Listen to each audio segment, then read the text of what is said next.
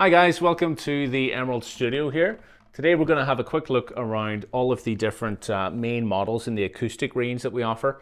So we've got our X7, our X10, our X20 and X30 models. We've got everything here, in different sizes for any guitar player out there in different styles.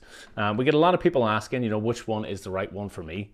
And while I might usually, go towards an X20. Some people prefer the slightly bigger body and the bigger bass of an X30 or maybe the slimmer dimensions of an X10 or something. But we just wanted to take a quick look around the models to sort of show off the differences in them. So we're going to start off with the smallest of the bunch, but the X7. So Keelan, what do you think about this one? The X7 to me is just the ultimate travel guitar. It's, a very small body, super comfortable. It has a 24-inch scale, so it's a little bit shorter than you would see on the likes of the X20 or even the X10. It has the lovely little micro headstock, but it still has a really nice, warm, round tone. Sometimes with smaller guitars, you feel like that's maybe missing. It's definitely not the case with the X7. Another big thing with the X7, sometimes people will look at it and the size is perfect and they like the short scale, but they're maybe going, I don't need a travel guitar. This can come with a multitude of pickups, the same sort of options that are available for everything up to the X30, and it really can make a lovely small sized gigging guitar. There's no reason whatsoever this couldn't be your main guitar. As an option, I think it's totally viable. I mean, the bass response that you get from it whenever you're playing acoustically is a lot bigger than you think you're going to get for the size of it. Whenever we talk about usually parlor guitars, we're thinking of like something like a Martin Single O or one of those little body Gibsons or something. It's something that kind of has a good mid-range honk. Really good for finger picking and stuff, but whenever it comes to strumming them, they only go so far. It feels like, the sound's kind of compressed and around the edges. But with these, I mean, there's loads of bass response whenever you're strumming them. So I think acoustically and obviously plugged in, they're a really good option for not only just, taking traveling. I mean, we know that people have fit these into the overhead bins of aircraft whenever they're going from, one place to the next, but also, obviously throwing in the boot of the car. But I mean, it's totally, a viable gigging guitar for anyone that wants it as well. Absolutely. And the X7 comes with a lovely Emerald gig bag. So they're all logoed up. They're silver, black and green. They look amazing. And it's super, super compact. As you say, some of our customers are reporting that they can fit them in overhead lockers on flights, and you can strap it to your back and go on a hike, no problem whatsoever, with them being carbon fiber. Temperature isn't an issue, humidity isn't an issue, so they're gonna stay in tune, they're gonna sound good, and they're gonna be super portable.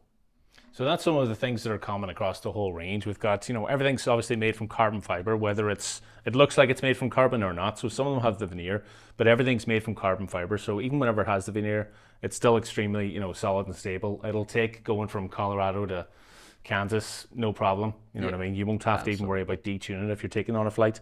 And then things like the stainless steel frets, the go-to tuners, means that, it's pretty much reliable in any weather, and those frets aren't going to take any dings or anything. Like I've got acoustic guitars with, the regular nickel frets, and every 6 months or a year, they're getting a couple of dings in there, especially in the B string with a bit of bending that I do.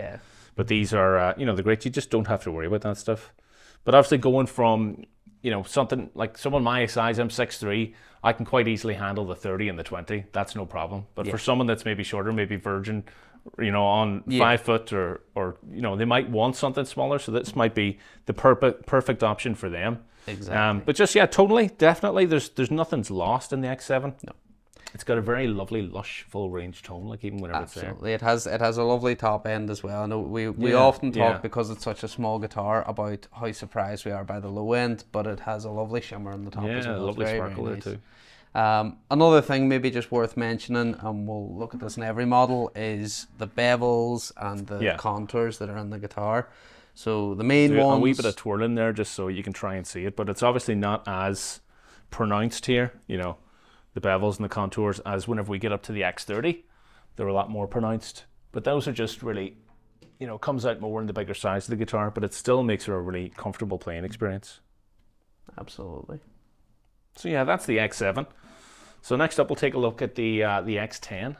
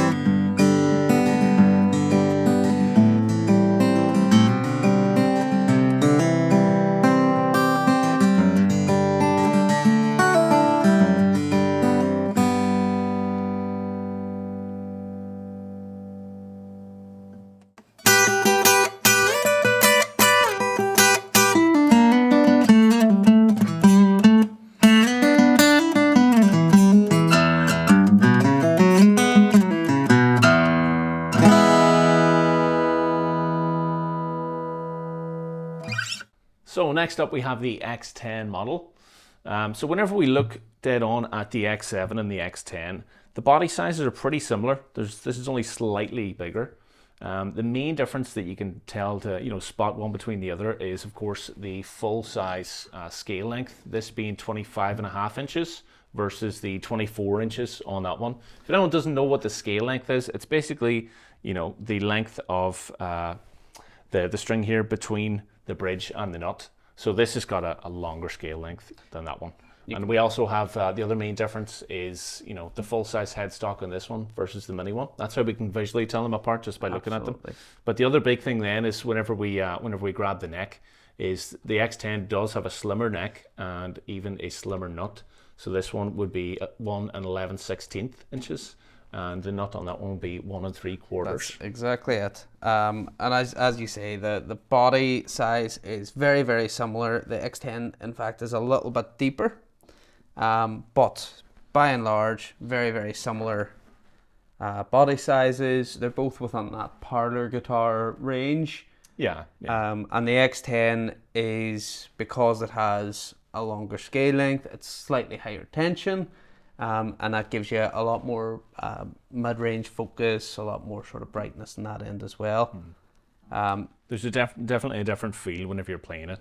And we usually put slightly lighter strings on this one as well, because it's geared more towards someone that prefers the feel of an electric guitar. So if you're used to playing an electric and you prefer a slimmer neck and a more narrow nut, and maybe you're playing something like an S or T style guitar that has a certain scale length that's very similar to this, it won't feel a million miles away.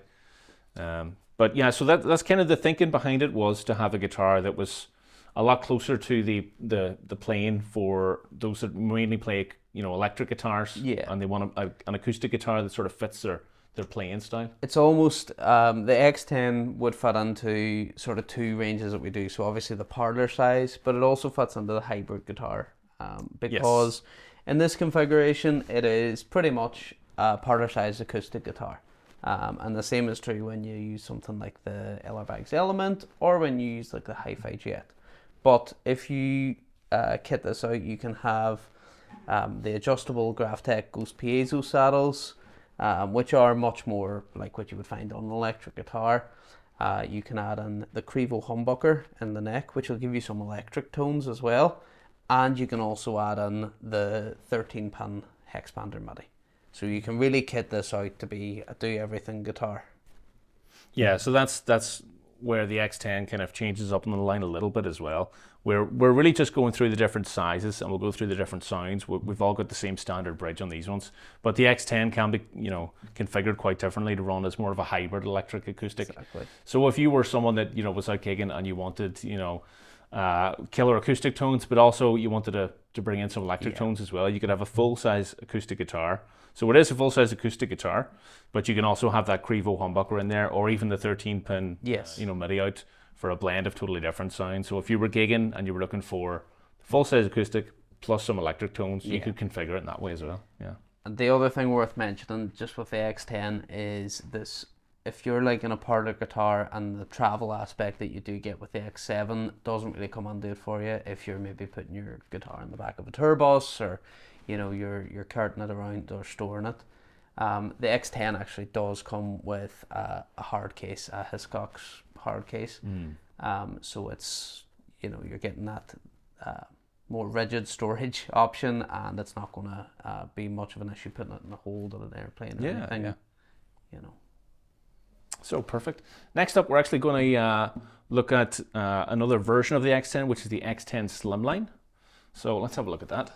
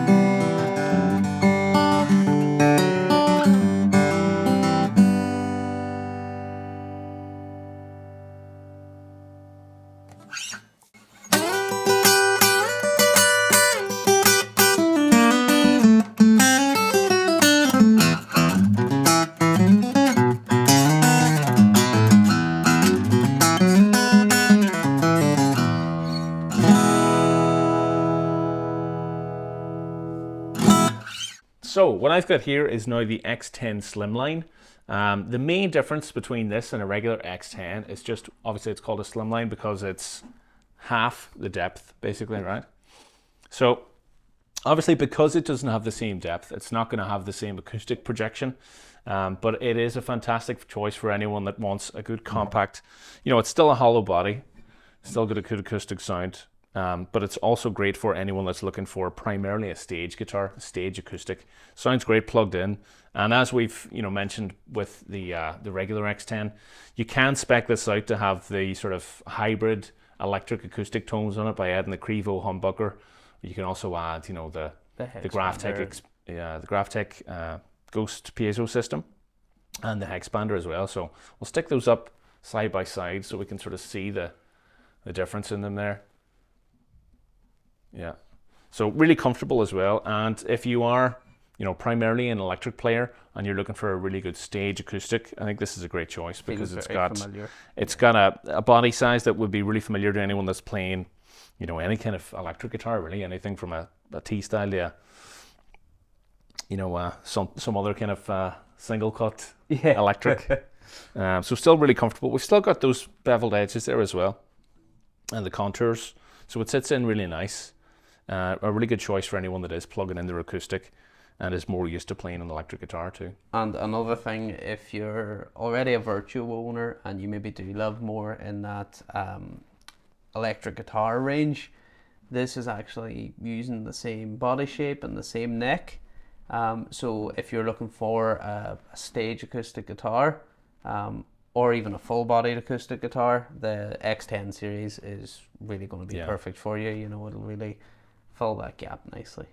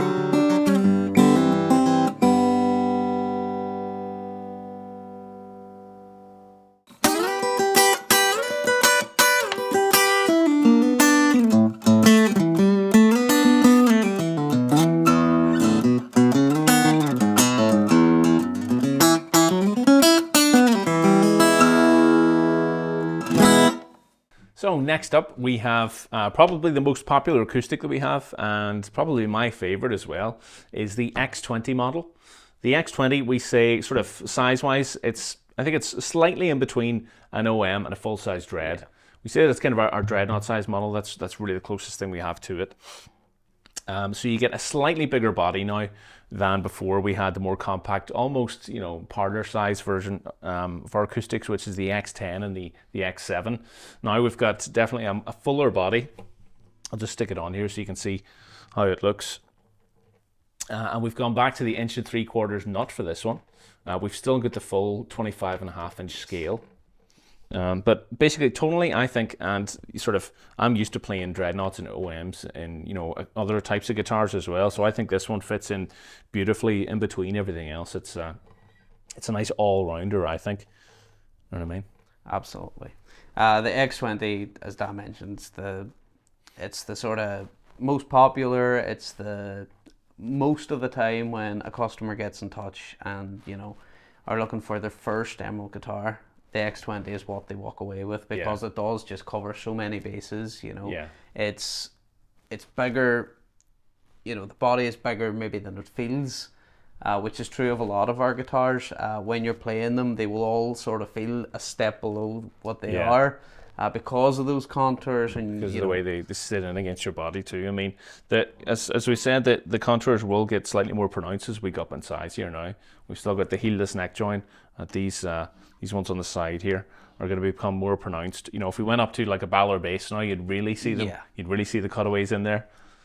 But as you said, it's probably the most popular for a reason. I think if someone comes in here and asks, what should my first Emerald be? I would usually say, or they come up to the showroom, I usually give them an X20 first and say, start from there, and then we'll know if you want something bigger or smaller. And because it has just such a, universal tone, it can, it sounds like how most people imagine an acoustic guitar sounding in their head. It's that really good bass line as well, so a lot of people, even when they are shopping for the smaller models, will sort of go, how does this sound versus an X20? How does the X7 stack up in terms of bass response, in terms of mid projection? Yeah. It's really just a great all-rounder, and as Dan said, it's your 1 3/4-inch nut, which is super comfortable for an acoustic guitar, and it has your full 25.5-inch scale too. Yeah, a nice feel to it as well. I'm definitely used to playing the full scale, the 1 1 3/4, so I'm kind of at home here. But even the sizes, because I'm a lot of the other times if I'm playing different guitars or maybe OMs or Dreadnoughts, so this is just right in between them too. So I think it's a perfect size for anyone that's maybe not my height or my size as well. Absolutely. And I mean, any guitar looks small when you're holding it, but that's even in my hands is very, very comfortable to play. And comparing it maybe to if you want to lift the X10 there as well, just to give an idea of the size difference. Yeah, so let's have a look at these together. So we can see that we've got an extra couple inches here on the actual body size.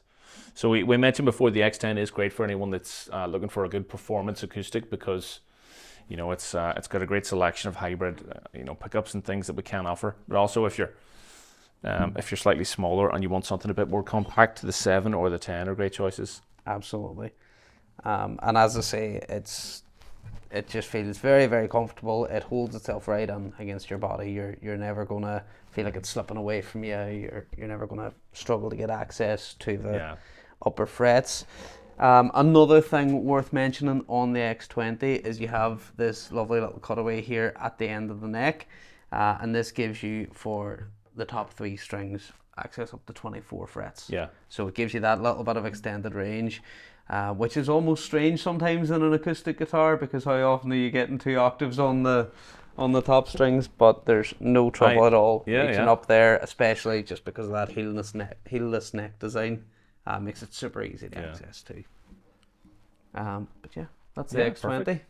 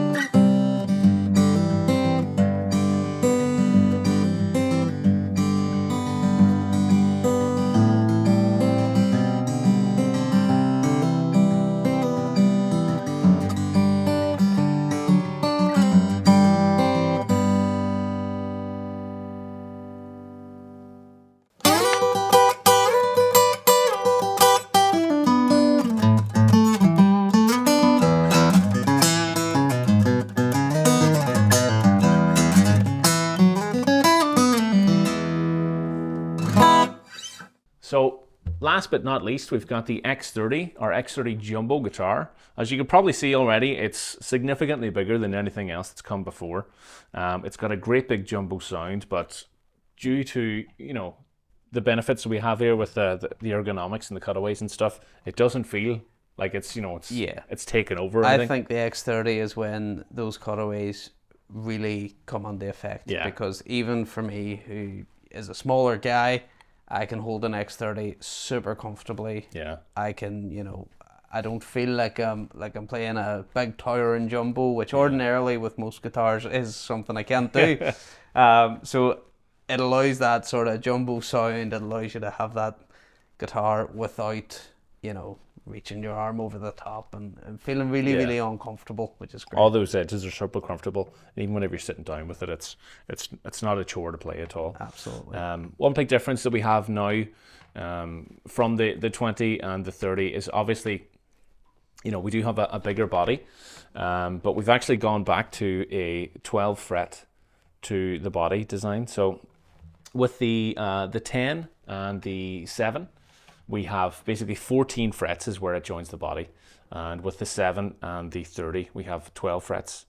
So it does give it a different feel, even though it's got the same scale length. Especially this is 25.5 inch, and we've got the 1.75 inch nut as well. Yeah. So the X10 really stands alone amongst the others in its standard configuration because you've got 1.11/16 nut. Yeah. And then in the other ones you have 1.75 inch. Then with the X7, it is a shorter scale, and the rest of them have the longer scale. So if scale length or nut width or something like that is something that you're kind of particular on, you will kind of choose from these models based on that maybe. But then there's also the option of going into the builder or chatting to the sales guys and custom ordering something with a different scale length. Exactly that. Different nut width as we well. do have a lot of customers that'll maybe want to order something like an X20 or an X30 and change the nut width to something slimmer or something thicker, and it's always something we can accommodate. So we can absolutely do that, and you just need to reach out, or you can have a look on the 3D builder and do that there. Yeah, perfect. So in terms of tone, obviously this does have the biggest body, and whenever you're strumming it, you do hear that straight away. It's got an extra dimension. We know that even from the X7, there's plenty of bass in there, but this just has some sort of, it's pushing some extra air inside, obviously. And it's certainly the loudest. But another thing, as I sort of mentioned with the X7 earlier, is it also has a really, really sweet top end. Yeah, It's super bright, super chimey. It's got a nice jangle to it. It has a really good presence that way. Sometimes people get a little bit worried when they mention the X30 as an option, that it's going to be too boomy, that it's going to be too low endy, that it's maybe not going to sit right in a mix or in a recording. But it's very balanced. It's a different sort of palette than the X20 would have. The X20 would be a lot more mid-focused and a lot more rounded, where this has that big low end and it has that super bright treble, which just gives it a lovely, lovely sound. Yeah.